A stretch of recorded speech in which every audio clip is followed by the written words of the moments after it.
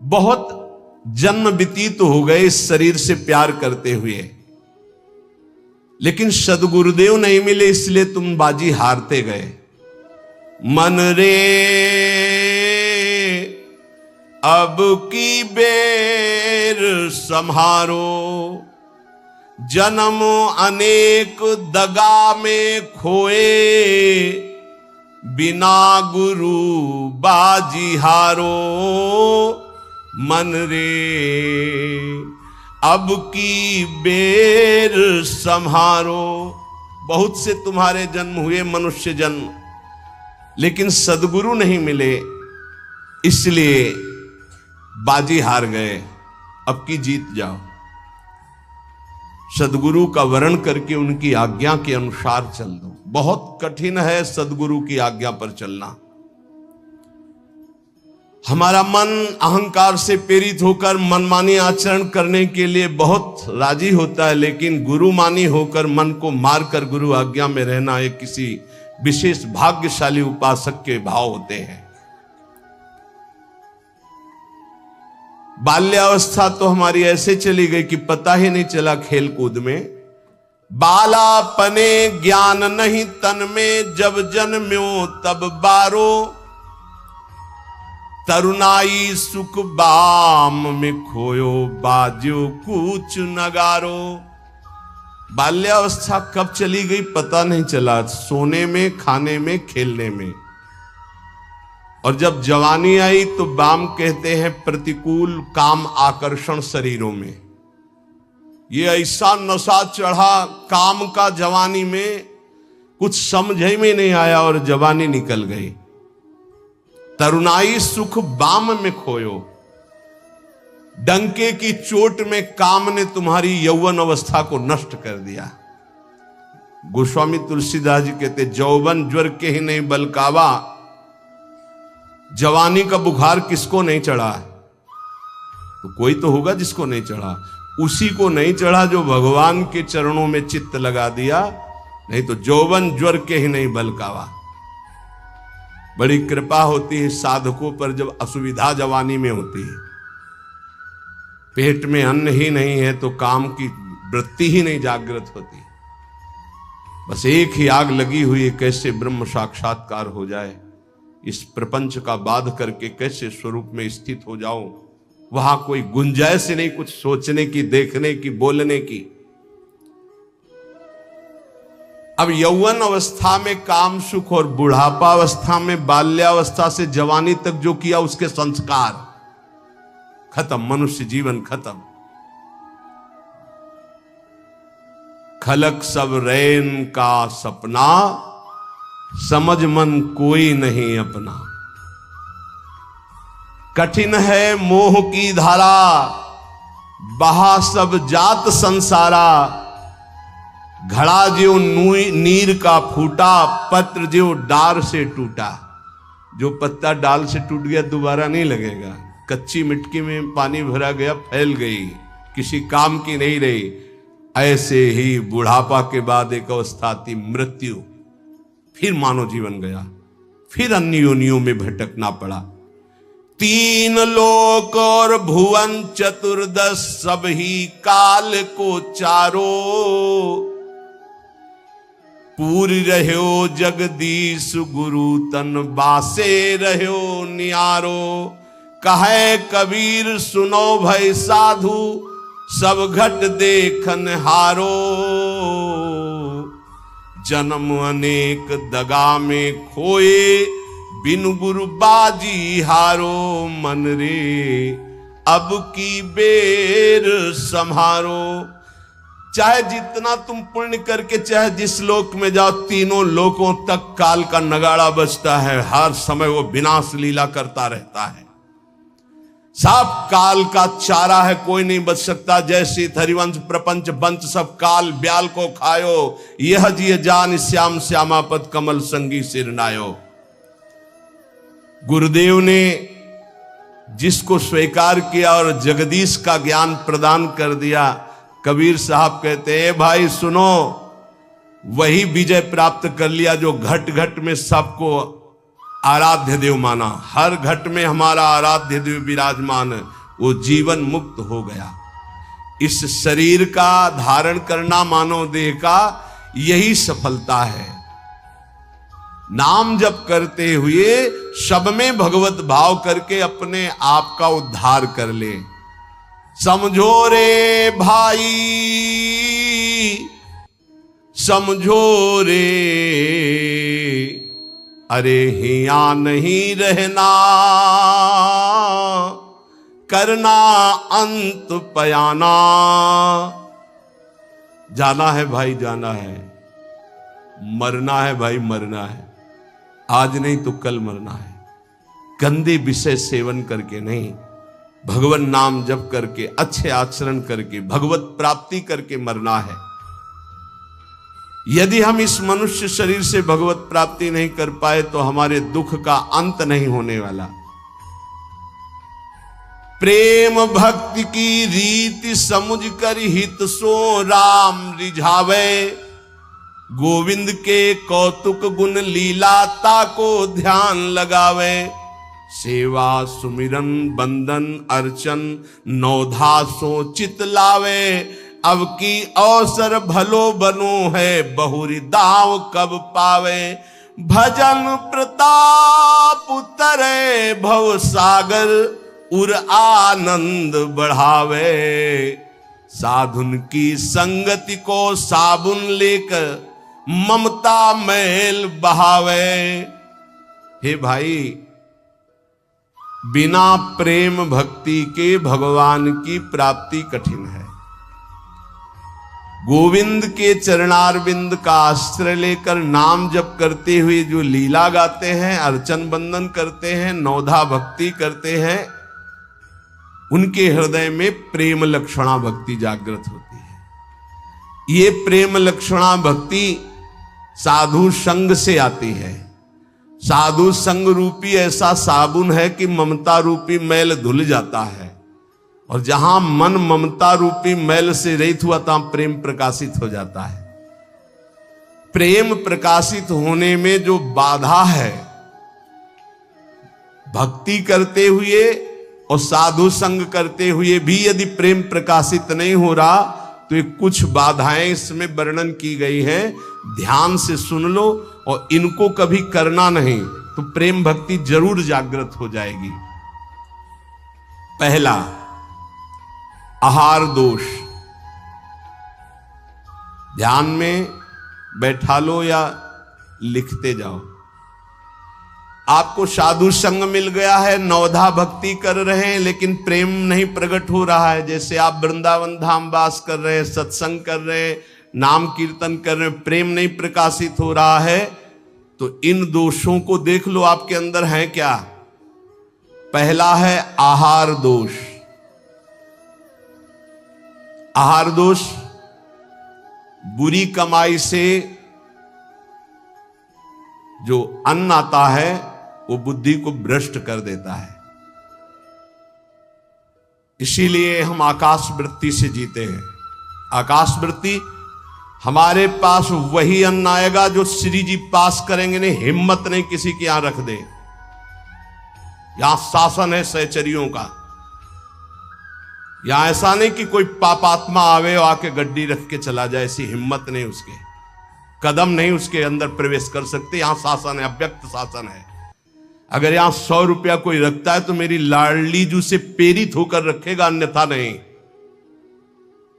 इसीलिए 2 प्रकार से हमारा भोजन चलता है। एक तो ब्रजवासियों की टूक मांग के आते हैं, और दूसरा आकाश वृत्ति से जो आता है, बिना मांगे, बिना इशारा किए और बिना किसी प्रकार का सम्मान दिए। ये नहीं कि आप अर्थ देने वाले हो तो आपको एकांत में बुलाकर जयमाला पहनाई जाए कि जय हो आपकी, आप बिल्कुल नहीं। और हो सकता है कि आपको कटु वचन सुनने पड़े और फिर आप रखो तो तुम बहादुर नहीं, लेके जाओ। लक्ष्मीपति जिनके सेवक हैं हम उनके सेवक हैं, इसलिए हर अन्न का कण पवित्र होगा। यहां का हमारी स्वामिनी के द्वारा प्रेरित जो आता है वो हृदय से स्वीकार है। इसलिए कहीं भी किसी भी तरह का इशारा, दान पेटी, कोई ये सब नाटक कि भाई यहां इतने भरो, कहीं कोई अगर कोई बाहर कर रहा है तो नौटंकी नाटक करके अर्थ एकत्रित करने वाला वो अपराधी माना जाएगा।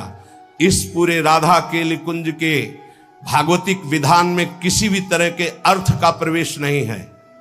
हम भिक्षुक हैं, हमारा भरण पोषण स्वामिनी से होता है। किसी के हृदय में ऐसे किया, स्वामिनी जी के आगे चढ़ गया, उसी से बिजली का बिल, उसी से उदर पोषण होता है।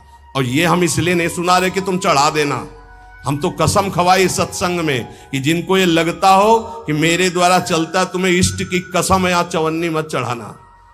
हम देखते हैं अपने स्वामी को, तुम्हारे से हमारा नहीं चलता, हम स्वामी से देखते हैं जिनसे अनंत ब्रह्मांड, तुमने सहयोग किया था ब्रह्मांड बनने में, क्या अनंत ब्रह्मांड एक संकल्प में बन गए, उनके हम दास हैं। तो जो अधर्म की कमाई से, अधर्म की कमाई कैसे होती है? जहां हमारा धर्म कहता है कि ये नहीं लेना चाहिए, हम उसे लेते हैं। जहां हमारा धर्म कहता है ये नहीं करना चाहिए, उसे हम करते हैं और फिर वो अर्थ लेते हैं। कई तरह के अधर्म की कमाई होती है। इसको हमने देखा है भ्रमण के समय में। जैसे कहा जाता है कि आपका ब्लैक व्हाइट हो जाएगा, ऐसा हमने नहीं कहीं पढ़ा, शास्त्रों में नहीं पढ़ा, संतों से नहीं सुना। धर्म से 10 रुपया कमाओ, 4 रोटी बनाओ, 1 रोटी में 4 टुकड़े कर लो, 3 में तुम पाओ, एक गाय को दे दो, कौआ को दे दो, एक भिक्षुक संत को दे दो, एक ऐसे डाल, कोई जीव जंतु खा ले, इसे कहते हैं। वो तुम्हारा धन और पवित्र हो गया। पापाचरण करके आओ, 1 लाख में 10,000 दो, नरक जाओगे, क्योंकि वो 10,000 जो खाएगा उसकी बुद्धि भ्रष्ट हो जाएगी। आहार दोष। जब द्रौपदी जी और महाराज युधिष्ठिर और भगवान श्री कृष्ण भीष्म पितामह को घेरे हुए प्रश्नोत्तर हो रहे हैं, तो बहुत शास्त्र का ज्ञान दे रहे हैं, बहुत हजारों प्रश्नों के उत्तर भीष्म पितामह जी ने दिए। तो जब धर्म का उपदेश कर रहे थे तो कहा, रुको पितामह, ये वही बुद्धि है उसी महापुरुष की जो सभा में बैठा था, मुझे वस्त्रहीन किया जा रहा था, मैं चीख चीख के पूछ रही थी क्या ये धर्म है? उस समय ज्ञान तुम्हारा कहां चला गया था जो आज ज्ञान उपदेश कर रहे हो? तुम मुस्कुराए और कहा, बेटी तुम्हारा प्रश्न धर्मयुक्त है। वो सब बह गया, 6 महीने बाणों की सैया पर वो खून बह गया है। इस समय मैं शुद्ध हूं, जो प्रश्न करोगे ठीक धर्मयुक्त उत्तर होगा। उस समय पापी दुर्योधन का अन्न खाने से मेरी बुद्धि मलिन हो गई थी। उदाहरण दिया कि एक परमहंस जी जंगल में कंदमूल फल खाकर रहते थे। एक दिन राजा की दृष्टि पड़ी, श्रद्धालु था, साष्टांग दंडवत की, महाराज महल पधारिए और अपने चरणामृत से, चरण रज से महल को पावन करें और प्रसाद पाए। मना कर दिया, हम तो कंदमूल फल खाए। चला, दूसरी बार फिर आया, तीसरी बार फिर आया। मन में आया चलते, ठीक है। राजा बहुत प्रसन्न हुआ, आदर के साथ ले गया, महारानी ने स्वयं बनाया, महाराज संत भगवान ने पाया, गए। अब जब जंगल में आए तो मन नहीं लगा भजन में। कहां सूखे कंदमूल फल और कहां रसीला वो भोजन राज परिवार का और रानी के हाथ का बना। अब तो अच्छा दृश्य देखने की इच्छा नहीं होती हो, गुलरी पाकर यही फल जंगली। बस अब ये इंतजार था कि राजा आ जाए और निमंत्रण दे दे।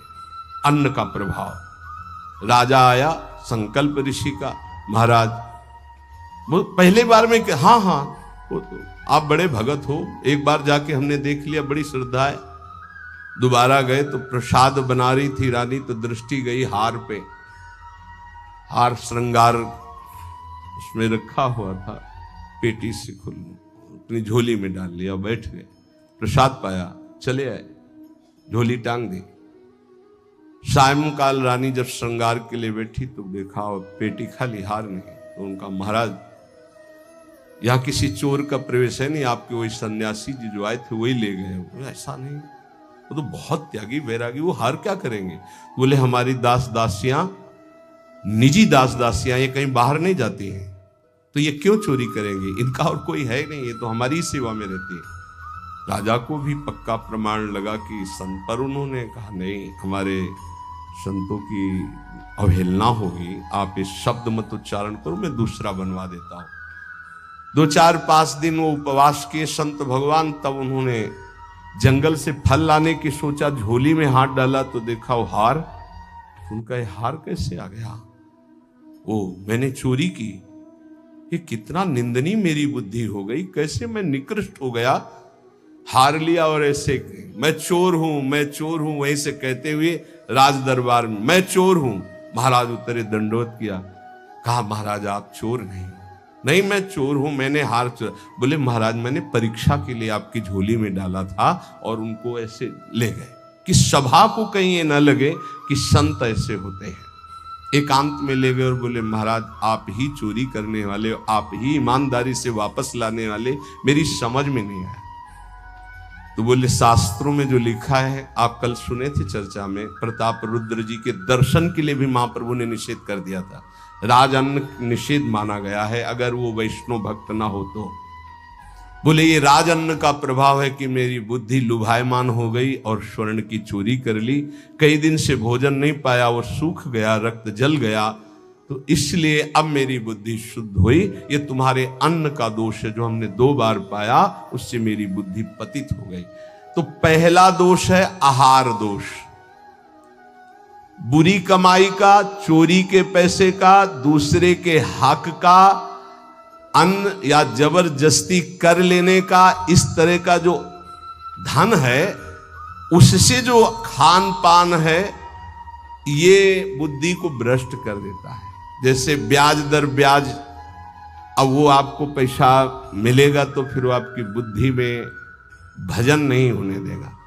संकल्पित अन्न मिलेगा, कभी किसी का ऐसा दिया हुआ साधक को या गृहस्थ बट रहा है हलवा, भूखे मर रहे हो, ऐसे हाथ फैला दिया, तुम गृहस्थ हो, वृंदावन आए हो, एक दिन उपवास कर लो, थोड़ा सा कुछ लेकर पेट में डाल लो जो तुम्हारा धर्म की कमाई का, दूसरे का हलवा मत खाओ। मान लो हमारी बात, सारी बुद्धि नष्ट हो जाती, सुकृत नष्ट हो जाते हैं। आहार दोष पहला, कई बार बताया, इस पर ध्यान दीजिए। सतोगुणी पवित्र अन्न भी यदि मात्रा से अधिक हो गया तो रजोगुण, उस मात्रा से अधिक हो गया तो तमोगुण पैदा कर देगा। अल्प मात्रा में पाइए। दूसरा, शरीर को स्वस्थ रखिए। शरीर को स्वस्थ रखने के लिए, ब्रह्मचर्य पुष्ट रखने के लिए परिश्रम युक्त सेवा अत्यंत आवश्यक है, जिसमें पसीना चुए। ये दिनचर्या आज की नहीं जो आप देख रहे हो कि 1:30 बजे उठते हैं, तो ये आज की नहीं, ये जीवन की दिनचर्या है। सूर्य उदय होते होते परिक्रमा वृंदावन की हो जाती थी। अपनी रात्रि में उठे, 45 मिनट व्यायाम, 48 मिनट प्राणायाम, छड़ी उठाई, पूरे वृंदावन की परिक्रमा एक सांस में। इसके बाद आके श्री जी की मंगला, गुरु जी की सेवा में 9 बजे तक, फिर आके श्रृंगार, फिर गुरु जी की 2:30 बजे रोटी मांग करके एक बार 24 घंटे में, वो भी न सब्जी न दाल। ऐसे थोड़ी भगवत मार्ग की निरंतर भगवदाकार वृत्ति प्राप्त की जाती है। अस्वस्थता ये भी बाधक है, जब तक वृत्ति भगवदाकार ना हो जाए। अगर भगवदाकार वृत्ति है तो कोई फर्क नहीं पड़ेगा। भगवदाकार वृत्ति नहीं है और आपको केवल ऐसे ही नकली वो करके अल्ट्रासाउंड ऐसे और आपको बता दिया जाए कि आपकी किडनी थोड़ा दोष युक्त हो रही है, भजन करके दिखा देना, डिप्रेशन में पहुंचने लगोगे। पक्का समझना, शरीर स्वस्थ, चित्तवृत्ति प्रभु में लगा लोगे। शरीर अस्वस्थ है और चित्तवृत्ति भगवदाकार नहीं हुई तो इसी में कराओगे, पक्की बात समझ लो। और एक बार चित्तवृत्ति लग गई तो 2 किडनी की क्या बात, अगर 10-20 होती हो सब फेल हो जाती तो भी कोई फर्क नहीं पड़ता। पक्का मान लीजिए, पक्का मान लीजिए। इसीलिए संसारी पुरुषों को विश्वास नहीं होता कि क्या ऐसा भी हो सकता है, क्या ऐसा होता है। कर्तुम अकर्तुम अन्यथा कर्तुम सर्व समर्था सा ईश्वर। अभी क्या समझे हो तुम? अस्वस्थता से बचिए। प्रत्येक साधक से कहा व्यायाम करो, चाहे साधक हो चाहे साधिका। संयम से चलो। व्यायाम प्राणायाम अत्यंत आवश्यक है। ठीक है, आपकी दिनचर्या ऐसी, तो समय निकालो, ऐसी दिनचर्या में समय निकालो कि आप व्यायाम कर सको, आप प्राणायाम कर सको। मान लो मेरी बात, आहार अल्प, पवित्र आहार है पक्का, इसमें कोई संशय नहीं, गुरु प्रदत्त आहार है, और अल्प आहार तो शतोगुणी बना रहेगा। दूसरा, व्यायाम प्राणायाम प्रत्येक साधक को करना चाहिए। यह महापुरुषों को देखें, अपने गुरुदेव को भी देखा, क्योंकि आजीवन हमें संयम पूर्वक भजन मार्ग में बढ़ना है, तो ये दोनों बातें जरूर। तीसरा, आलस्य का त्याग। आलस्य, वृंदावन रहते हुए भजन करते हुए भगवत मार्ग में आपके प्रेम क्यों नहीं प्रकट हो रहा? यह सिद्ध महापुरुष के द्वारा बताए हुए। पहला, आहार दोष। दूसरा, शरीर को स्वस्थ रखो, नहीं तो अस्वस्थता में भजन नहीं होता। किनका? साधक का। तीसरा, आलस्य। ये सबसे ज्यादा साधक को परेशान करता है। ये तीन बातें पहले क्यों लिखी गई? अभी और हैं। प्रायः साधक को भोजन में स्वाद की बुद्धि रहती है। आलस्य को त्यागिए, नहीं तो प्रेम। काहे को इतना सोते हो? हम तो प्रभु से मनाते थे कि हमें नींद ना आए, प्रभु मेरी नींद खत्म हो जाए। वो आज उसकी कृपा का फल प्राप्त हो रहा है। हाँ, कि नींद नाम की चीज नहीं है यदि और कोई डिस्टर्ब भी नहीं, कोई परेशान भी नहीं है। ये बस अगर आप ठिकाने देखो, नींद को विश्राम जो इंद्रियों को मिलता है नींद में ना, वो संसार का चिंतन छोड़ने से। खास बात समझिए, 6 घंटे संसार का चिंतन छोड़ के बड़ा फ्रेश लगा, और 6 घंटे अगर भगवान के चिंतन में संसार को भूल गए तो कैसा लगेगा, सोचो। चौथा है प्रमाद। प्रमाद माने जो अभी काम करना है वो कल कर लेंगे, कल कर लेंगे ना। करने योग्य काम को आगे के लिए छोड़ देना और ना करने योग्य काम को तत्काल करना, जबकि साधक इसका उल्टा करता है। करने योग्य कार्य को तत्काल करता है, ना करने योग्य कार्य के लिए उपस्थित समय आने पर भी ओर से टाल देता है। कल देखेंगे उसके। ना करने योग्य कार्य को तत्काल करना और करने योग्य कार्य को आगे के लिए टाल देना, इसे प्रमाद कहते हैं। पुरुषार्थहीनता। जैसे कुछ लोग ऐसे कहते हैं कि अरे वो जब आपकी कृपा होगी तो सब हो जाएगा। हाँ, आकाश से उतरेगी कृपा। तुम्हें कह रहे नाम जप करो, समय से वाणी पाठ में जाओ, समय से ऐसे करो ऐसे, ये कृपा नहीं और क्या? तुमको जो उपदेश कर रहे कृपा नहीं तो और क्या? भगवान गीता में उपदेश कर रहे, शास्त्रों में उपदेश कर रहे, ढूंढ ढूंढ करके हर बात तुम्हारे कान तक पहुंचा रहे हैं प्रभु। ये तुम पर कृपा नहीं है? अब तुम आलस्य करो, प्रमाद करो। बहुत समझ में नहीं आता कि साधक क्या लक्ष्य लेकर के चलता है।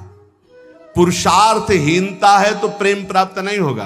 पुरुषार्थ युक्त रहो, एक क्षण भी बर्बाद मत करो, कबहू काल वृथा नहीं जाए, इस पर ध्यान दीजिए। समय बर्बाद मत कीजिए, 1 मिनट आपका बहुत कीमती है। फिर 6वां, अश्रद्धा। श्रद्धा किसे कहते हैं? गुरु और शास्त्र के वाक्य को यथावत बिना विचार किए पालन करना, उसे श्रद्धा कहते हैं।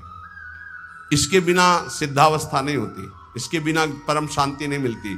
श्रद्धावान लभते ज्ञानम तत्परा संहितेन्द्रिया ज्ञानम लब्ध्वा पराम शांति मचिरेणादि गच्छति। श्रद्धावान ही ज्ञान को प्राप्त होता है, ज्ञानी ही अपनी इंद्रियों को संयम में रखता है, इंद्रियों को संयम में रखने वाला ही परम ज्ञान परम शांति को प्राप्त होता है। प्रथम हृदय श्रद्धा जो करे, सेवक वाणी, प्रथम हृदय श्रद्धा जो करे, आचार्यजन जाय अनुसरे जहां जहां हरिवंश के, तब बात बनती है।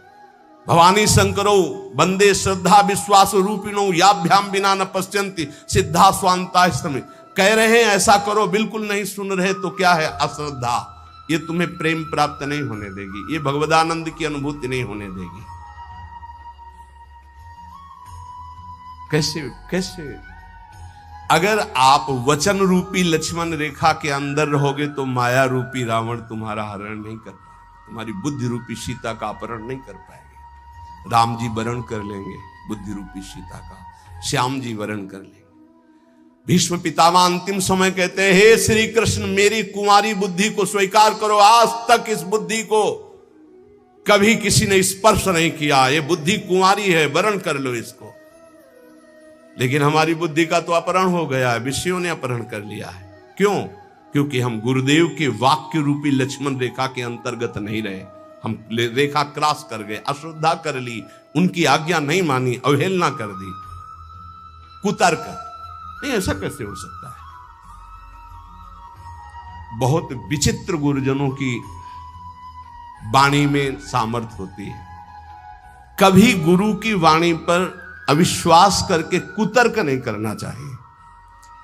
अधैर्य, अगर उपासक में धैर्य नहीं है तो प्रेम प्रकाशित होने में बाधा पड़ जाएगी। बड़ी समस्या आ गई है, बड़ी नहीं, धैर्य पूर्वक टिके रहो। अच्छा, ये कभी हमारे हृदय में गुरु प्रताप से नहीं आया कि किसी का आश्रय ले लें या कहीं चले जाएं या कहीं पूर्व जीवन में कोई फोन कर दे या किसी को इशारा कर दे, बस ये था कि अब मरना है और धाम में भगवत चिंतन करते हुए मरना है। धैर्य से कभी विचलित ना हो। अगला है अनिश्चय। ये बहुत साधकों में पाया जाता है। एक दिन गुरुदेव भगवान ने कहा, जब साधक घर से निकलता है तो उसका वैराग्य अग्नि के समान होता है, उसे ज्वाला की तरह रोज बढ़ना चाहिए। उसका वैराग्य शीतल क्यों हो जाता है, ठंडा क्यों हो जाता है? उसका वैराग्य तो प्रतिदिन और तेजस्वी होना चाहिए। उसका कारण है अनिश्चय। सुख सुविधाएं भोग मिले और जीवन बढ़िया कट रहा है। जीवन काटने के लिए नहीं, जीवन मिटाने के लिए हम आए हैं, अस्तित्व मिटाने के लिए आए हैं। हमारा निश्चय है कि प्रिया प्रीतम की प्राप्ति के लिए हर भोग को छोड़ना है और प्रभु को प्राप्त करना है। वैरागी वही है जो समस्त भोगों के बीच में रहता हुआ भी भोग स्वीकार नहीं करता, केवल अपनी दिनचर्या और भगवत प्राप्ति के हेतु जीने के लिए केवल उसको धारण करता है ऐसे बहुत से संत अपने। अभी एक उपासक बच्चा है, पूछा, तुम्हारी बनियान में रंग लगा है, रंग वाली बनियान क्यों पहने, दूसरी पहन लो ना।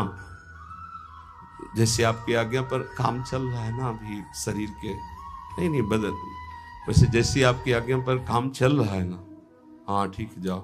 अच्छा लगा, धैर्य से वैराग्य की पुष्टता, काम चल रहा है ना, अच्छा है। अनिश्चय हमारे हृदय में जब होता है तो हमें भोग गिरा देते हैं। हमारा निश्चय क्या था?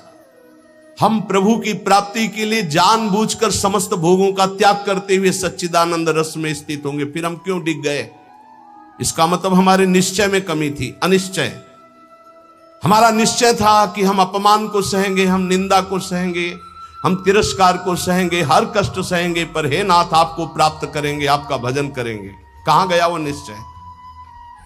थोड़ी सी कोई अपमान की वृत्ति आई, हम गुस्सा हो गए, थोड़ा सा तिरस्कार हुआ, हम परमार्थ छोड़ दिया, थोड़ा सा कोई भोग आया, हम भजन छोड़ दिया, भोग में राजी हो गए। कहां गया हमारा निश्चय? इसका मतलब अनिश्चय है हमारे हृदय में, लक्ष्य का निश्चय नहीं है। संशय, पता नहीं भगवान में सुख है कि भोगों में सुख है, पता नहीं इस मार्ग से भगवान मिलेंगे कि नहीं मिलेंगे, पता नहीं जिनके सहारे भगवान की प्राप्ति कराएंगे कि नहीं कराएंगे। कई तरह संशयात्मा विनश्यति, वो भ्रष्ट हो जाएगा, गिर जाएगा। असंयम, ये बहुत खास बात है। असंयम साधक को नष्ट कर देता है। संयम से रहो। आपसे कई बार प्रार्थना की सत्संग में कि यदि आप 2 चपाती पाते हैं तो उसी के अनुसार कितना भी अच्छा भोजन उतने लीजिएगा। आपका भोजन का संयम होना चाहिए, आपके शयन का संयम होना चाहिए, आपके दिनचर्या का पूरा नियमावली होना चाहिए। संयम नियम साधना में चाहे गृहस्थ हो चाहे विरक्त हो, बहुत बड़ा इनका योग है। असंयम नहीं है, कभी मन आया तो 7 बजे जग गए, कभी मन आया 5 बजे जग गए, कभी मन आया 1 बजे जग गए, ऐसा नहीं होना चाहिए। असहिष्णुता, सहनशीलता ना होना साधक के प्रेम प्राप्ति में बाधक लक्षण है। हर बात को सहन कर जाओ। सहनशीलता सहत सहत बाढ़े भगति ग्रह तन गुरहित गात। अपवित्रता, कई बार इस पर चर्चा हुई है। आजकल बड़ी अपवित्रता के चांस हैं, जैसे शौचालय और बाथरूम एक ही में सब है, प्रायः ऐसा ही है। कुछ लोग उसी में लघु शंका करते हैं, बैठकर पूरे अपवित्र हो जाते हैं। अगर शौच वाला वो स्पर्श हो जाए तो जितना स्पर्श हो जाए वो कपड़े सब धोने चाहिए। कुछ लोग तो बैठ के ही लघु शंका उसमें करते हैं, बनने के बोले हाथ धो लिए बस हो गए, पूरे अपवित्र हैं। वैष्णव पद्धति उसे स्वीकार नहीं करती। कैसे महापुरुषों का दिन। कल दर्शन किए, जब प्रसाद पा रहे थे वो वृद्ध वैष्णव, ऊपर के वस्त्र हटाकर नीचे की धो, कितना पवित्र पवित्रता। ये मुख में कुछ खाए जूठे चल रहे हो, कैसे तुम्हारा मंत्र सिद्ध होगा। खड़े खड़े लघु शंका कर ली, छिट्टी पैरों में पड़ रही, कैसे मंत्र सिद्ध होगा। बहुत सावधानी की जरूरत है। उपासक चाहे गृहस्थ हो या विरक्त हो, हर समय पवित्र रहता है। अपवित्रता ये सिद्ध नहीं होने देती, साधन को सिद्ध नहीं होने देती, ध्यान रखना। कुछ भी खाने की वृत्ति ऐसी ना रखो जो प्रियालाल को भोग नहीं लगाया आप पा रहे हैं। बाजार में खाने वाला तो साधक हो ही नहीं सकता। हम ये कह रहे हैं कि यदि आप बहुत ही गृहस्थ में हो और आपका मन कर रहा है कि भाई आज हम नमुक चीज पाए, तो आप पहले ये जांच करो कि जहां से ले रहे हो पवित्रता का विधान वहां है कि नहीं। नहीं तो बहुत अपवित्र रहता है, आप अच्छे से समझ लीजिए। अब वो पदार्थ फिर लेके श्री जी को भोग लगाओ जो पवित्र हो, फिर पा लो तो चलो ठीक है। वही बाजार में खड़े खड़े खाना पीना ये साधक या वैष्णव का लक्षण नहीं है। ये भारी अपवित्रता है जो तुम्हारे भजन में बाधा पहुंचा देगी। मान लीजिए, हाथ जोड़ के कहते हैं, क्योंकि प्रायः अब इस पर छूट है। पवित्रता पवित्रता बहुत सावधानी से। जैसे आप माला जप कर रहे हैं, आपको लघु शंका लगी है, तो अपनी माला को गर्दन के पीछे कहीं ऐसे फंसा लीजिए उच्च भाग में, और बैठकर लघु शंका कीजिए। जहां पानी की व्यवस्था हो या आप अपने पास पानी रखिए, फिर पवित्र होइए। अगर ऐसा है कि जल नहीं है तो रज से कर लीजिए, रज से हाथ धो लीजिए। जब तक पानी न मिले, आचमन न कर लो, तब तक माला नहीं, ऐसे नाम जप करो। ये अपवित्रता भगवत प्राप्ति में बहुत बाधक है और लोग इसको मानते ही नहीं हैं। कोई बिरला पवित्रता का निर्वाह करता नहीं मान। कौन भ्रमण में लघु शंका के लिए कमंडल रख रहा है? अब वीआईपी पना हट जाएगा। प्रायः दंड कमंडल, साधु का प्रसिद्ध सोटा लंगोटा, ये सब प्रसिद्ध है। काछ वाच मन निश्चल राखे, धनि धन जननी तेरी रे। बहुत अब प्रायः दर्शन करने वालों में ऐसे दर्शन होते हैं, हाथ में बिस्लरी की बोतल ऐसे, जैसे कोई जल चढ़ाने की गंगा जली नहीं, प्रायः बिस्लरी की बोतल ऐसे हाथ में होगी। जमाना बदलता चला जा रहा है। और या स्मार्ट मोबाइल हाथ में होगा। कोई भले आदमी तो ऐसे मिलते हैं कि मोबाइल से ऐसे वीडियो दाहिने हाथ से बना रहे हो, बाएं हाथ से ऐसे कर रहे हैं। बाएं हाथ से किसको किया जाता है जानते हो? शत्रु पक्ष को। जब राजाओं के यहां दुश्मन का दूत जाता था तो बाएं हाथ से सलूट करता था। तब पता है कि दुश्मन का दूत आया, इसलिए बाएं हाथ से करता था। तो आजकल नए बच्चे वो जानते हैं नहीं, तो मोबाइल से शूट कर रहे हैं, ऐसे बाएं हाथ से ऐसे कर रहे हैं। ये अपवित्र। भगवान के सामने या भगवत भक्तों के सामने, चलो आपके हाथ खाली नहीं, वीडियो बना रहे हो तो नेत्रों से कर लो, बाएं हाथ से काहे को? दुश्मनी काहे को मोल ले रहे हो? बहुत बड़े के दरबार में हो, बहुत बड़े के पार्षद हैं, वो हर समय देख रहे हैं। आप क्या समझते हो हम अकेले चलते हैं? नहीं बोले 10-20 साथ चलते नहीं, इनकी बात नहीं कर रहा। एक कदम भी ऐसा नहीं जिसमें हमारी महारानी जी न चलती हूं। ये जो छोटे छोटे नवजात शिशु जो ये सब, ये जानते हो महारानी जी के प्रताप का आशीष लेने आते हैं। हमारा कुछ नहीं है, हमारे आगे आगे चलती है हमारी महारानी जी। हम उनकी दासी, उनके पीछे चलती है, आगे वो चलती है। ये जो फूल बरसते हैं ना, ये महारानी जी के चरणों में बरसते हैं। ये जो फूलों के पावड़े बिछे होते हैं ना, मेरी स्वामिनी जी के लिए, अगर ये मेरे लिए लगते ना तो कब का बंद करवा देते, आप ये भी समझ लो। मेरी महारानी जी के दर्शन के लिए कोई नाचता है, कोई रोता है, पूरी भीड़ में सैकड़ों रोते हैं, तो हम उनकी आंखों की तरफ देखते हैं कि मेरी प्रिया जी का कृपा प्रसाद इनकी, भले किसी भाव से। मेरी महारानी जी तो बड़ी रिझवार है ना, हाँ बड़ी रिझवार। कितने के अंतिम बन गए, अंतिम बन गए, समय अंतिम बन गए, क्योंकि उनको तो समझ में नहीं आ रहा है ना, वो तो केवल देख रहे हैं बाबा, लेकिन बाबा के आगे जो चल रहे हैं उनका प्रताप चल रहा है। आप समझते हो ना, किसी के आगे इतना नहीं होता जो आप देख रहे हो, ये महारानी जी के आगे होता है, किसी और के आगे नहीं होता। यहां कोई संत प्रताप उदित नहीं है, ये महारानी जी का प्रताप उदित, राधा प्रताप। जो प्रसिद्धि और पुजवाने की इच्छा रखता है उसे प्रेम प्राप्त नहीं होता। प्रेम प्राप्ति में बाधक अपनी प्रसिद्धि और पुजवाने की इच्छा नहीं, अपने इष्ट में चित्त को लगा दो। तो सेवक जी महाराज कह रहे हैं, बिस्तर है सब जग विमल कीरति, साधु संगति ना टरे, बास वृंदा विपिन पावे, श्री राधिका जो कृपा करे। अपने आप जगत में विमल कीर्ति का विस्तार हो जाता है जो प्रियालाल में चित्त जोड़ता है। अपनी पुजवाने की इच्छा, मान की चाह, ये प्रेम नहीं प्रकट होने देती। अगला, किसी से भी घृणा, जैसे कोई भी किसी भी तरह का है, किसी भी धर्म का है, कैसे भी आचरण करने वाला है, अगर वो हमारी महारानी के दरबार में आता है तो उसको हम भगवान की तरह आदर करेंगे। उसको एक, जैसे हम सबका आदर करते हैं ऐसे उसका आदर करेंगे। किसी से भी घृणा नहीं, त्रिभुवन में ये तो पक्का समझ लीजिए, किसी से भी घृणा नहीं। घृणा शब्द भक्त के हृदय में नहीं होता, किसी से भी घृणा नहीं। द्वेष, अजात शत्रु भक्त होता है, अगर द्वेष है तो प्रेम प्रकट नहीं हो। अद्वेष्टा सर्वभूतानाम, किसी भी संसार में एक भी से भी अगर द्वेष है, दुश्मनी है, तो भगवत प्राप्ति में बाधा हो जाएगी। अजात शत्रु, तुम्हें गाली दे सर झुका लो, वो तुमसे द्वेष मान रहा है, तुम उससे द्वेष कभी मत मानो। जब दिखाई दे तो नेत्रों से प्रणाम कर लो। और निर्दयता, ये प्रेम में बाधक है। कभी किसी के प्रति कठोर व्यवहार वाणी के द्वारा, मन के द्वारा, तन के द्वारा ना करें। दुराग्रह, ऐसा होना ही चाहिए, ये कभी हट ना करे।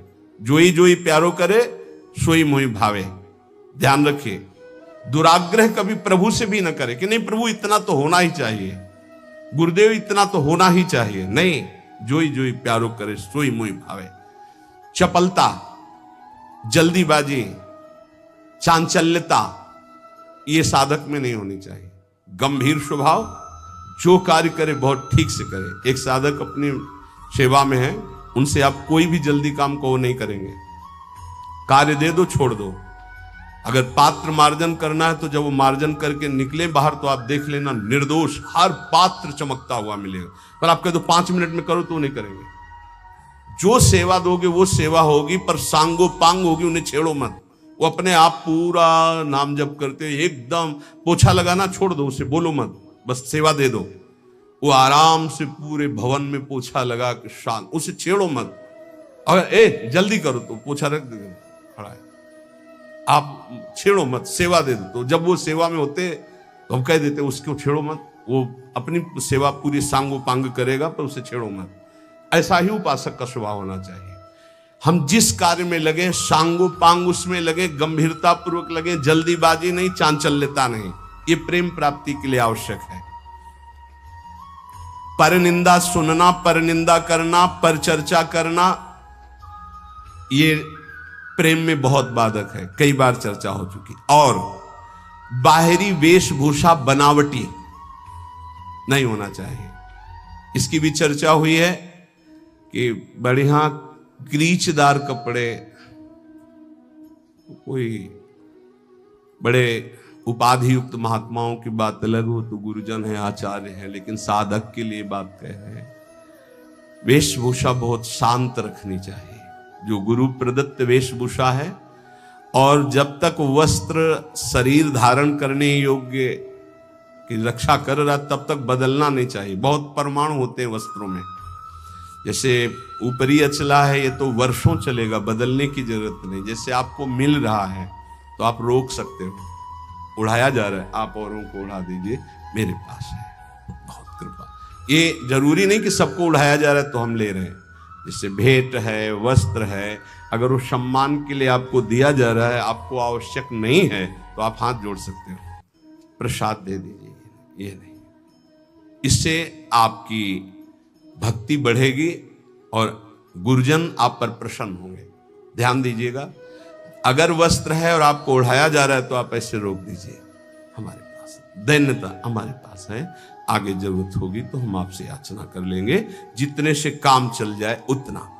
बनावटी बाहरी वेशभूषा और शास्त्रार्थ ये प्रेम में बाधक है। वो तो कोई विद्वान करता है, अपने लोग तो है ही नहीं, शास्त्रार्थ करने लायक क्या है? तो शास्त्रार्थ तो विद्वानों का विषय है, पर किसी भी विषय में तर्क वितर्क नहीं करना चाहिए, मौन का आश्रय लेके हट जाना चाहिए। अगला, शरीर के आराम की चाह, यहां जो लिखा है वो ध्यान, शरीर आराम तलब, ये जीवन में नहीं लेना चाहिए। कुशासन में लेटते थे पूरे वृंदावन में, कुशासन कभी नहीं। ये जो पूर्व में जानते हैं, बिजली कटी हुई जीवन था, बिजली नहीं, सीधे प्रकृति का वार्ष हो और हरिशरणम हरिशरणम। और मनोरंजन बोले 4-5 घंटे तो सत्संग और वाणी पाठ हो गया है। अब वो वाला मोबाइल टच वाला कौन सा कहते हैं, स्मार्टफोन, अब उसमें, अब हमको तो सब बातें आती नहीं, सीरियल कहते हैं कि क्या कहते हैं, वो जो देखते हैं, हाँ उसमें करके सीरीज, हाँ वही। अब एकांत में मनोरंजन सीरीज में देखोगे, आजकल की जो है ना, पहले रामायण महाभारत जैसे, अब ऐसी सीरीज है कि आपके भजन को नष्ट कर देंगे, आपके चिंतन को नष्ट कर देंगे। इसलिए प्रार्थना है कि जितने भी साधकों के पास, वैसे तो सबके पास है नहीं जो सेवा में है, और जो भी गृहस्थ जन है, ऐसी चीजें मत देखो जो आपके भजन में बाधक हो। अगला है कुसंग, ये भजन करते हुए प्रेम नहीं उत्पन्न होने देंगे। चलो अब थोड़ी देर निकलते हैं चल के, और बातचीत और ऐसे कुसंग ना होने पाए। जाके संग कुमति मति उपजे करत भजन में भंग, तजोरे मन हरि विमुखन को संग। साधना के प्रतिकूल साहित्य का स्वाध्याय करना, आपकी साधना है प्रेम के प्रतिकूल स्वाध्याय करना, प्रतिकूल सत्संग सुनना। प्रतिकूल भी सत्संग होता है, हाँ अब हमारा चल रहा है दासो हम का, हमें सुनाया जाए, हम ब्रह्मास्म का, तो प्रतिकूल तो हो ही गया। इष्ट मिले और मन मिले, मिले भजन रस रीति, तहां निसंग को है मिलिए, तासो की जय प्रीति। गुरुजनों का तिरस्कार कर देना, ऐसा होता है। कौन बार बार खड़ा होए, इनको तो 10 बार आना है आए। गुरुजन चाहे 100 बार पधारे, 100 बार प्रणाम, 100 बार खड़े हो गए, ये आराधना है। अरे तो बोलते रहते, रोज ही प्रवचन करते हैं, क्या माने। एक ने हमसे कहा कि महाराज जब वैराग्य का प्रवचन करते तो गद्दा वद्दा निकाल के बाहर फेंक देते, और जब आश्रय का प्रवचन करते तो फिर गद्दा अंदर लग जाते। बताओ चले कौन, वैराग्य वाला कि आश्रय वाला? तो तुम हो किसके, आश्रय के कि वैराग्य के? बस यही समझना है। गुरुजनों के वचनों पर अविश्वास, भजन जो संख्या दी गई उसमें लापरवाही। बहुत ज्यादा संख्या नहीं दी थी, एक दिन कहा था सब लोग 11 माला तो कर ही लिया करो। और ईमानदारी से बताओ बेईमानी कितनी है इसमें, 11 माला मात्र। नहीं, अगर कर रहे हो तो ठीक है, वैसे तो, पर 11 माला की संख्या कितने लोग पूरा करते हैं अपना देख लेना भैया। जो नियम दिया गया उसमें लापरवाही नहीं होनी चाहिए। बस ये बात देख लो, जो विशेष सेवा में लगे हुए रात दिन, उनको भी युक्ति बताइए कि तुम्हारा कैसे पूरा होगा। लेकिन जिनको समय है उनको 11 माला संख्या तो करनी ही चाहिए, निज मंत्र की, शरणागत मंत्र की। और लक्ष्य के प्रति लोभ ना बढ़ा करके धन के प्रति लोभ आ जाना भगवत प्राप्ति, प्रेम प्राप्ति में बड़ा बाधक है। या साधन करते हुए अहंकार आ जाना, ये भी भगवत, साधन ठीक चल रहा है सब, लेकिन अहंकार आ गया तो भगवत प्रेम नहीं होगा। जो वैराग्य मार्ग में है, ब्रह्मचर्य का खंडन करना,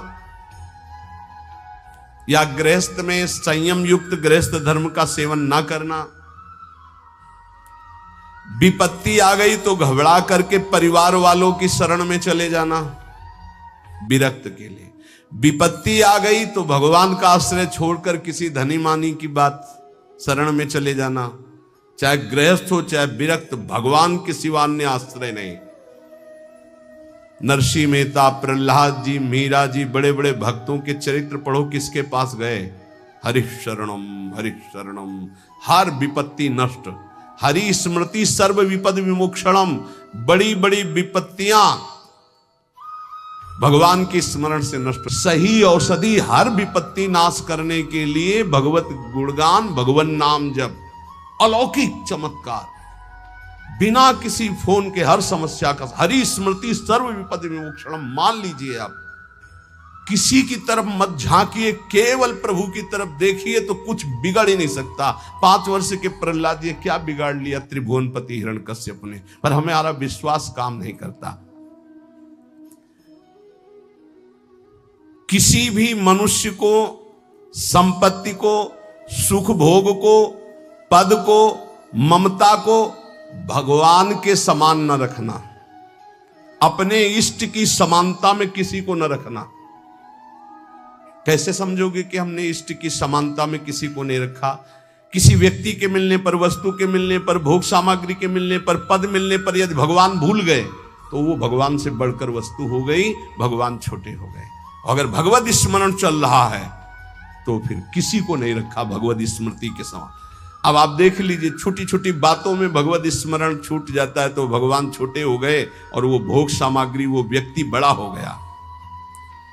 आगे कह रहे हैं, जो भारी व्यवस्था धर्म प्रचार के चक्कर में पड़ जाता है, प्रेम प्राप्ति दुर्लभ हो जाती है, वो लक्ष्य को भूल जाता है।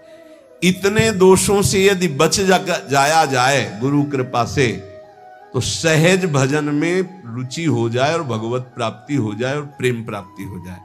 आहार दोष, अस्वस्थता, आलस्य, प्रमाद, पुरुषार्थहीनता, अश्रद्धा, कुतर्क, अधैर्य, अनिश्चय, संशय, असंयम, असहिष्णुता, अपवित्रता, प्रसिद्धि, पुजवाने की इच्छा, मान की चाह, घृणा, द्वेष, निर्दयता, दुराग्रह, चपलता, जल्दीबाजी, परदोष दर्शन, परनिंदा, परचर्चा, बाहरी वेशभूषा सजाना, विवाद, शास्त्रार्थ करना, शरीर के आराम की चाह, विलासिता और दूसरों से सेवा कराने की आदत बनाना, लोक में मनोरंजन करना, कुसंग करना, साधना के प्रतिकूल, साधना के अनावश्यक साहित्यों को पढ़ना, अनावश्यक बातों को सुनना, साधना के प्रतिकूल सत्संग सुनना, भजन में लापरवाही, गुरु के वचनों पर अविश्वास, दूसरे साधन और लक्ष्य के प्रति लोभ और विपत्ति में घबरा जाना, ब्रह्मचर्य का नाश करना, साधना में अभिमान करना, कर्तव्य को भूल जाना, प्रभु के समान किसी को भी मानना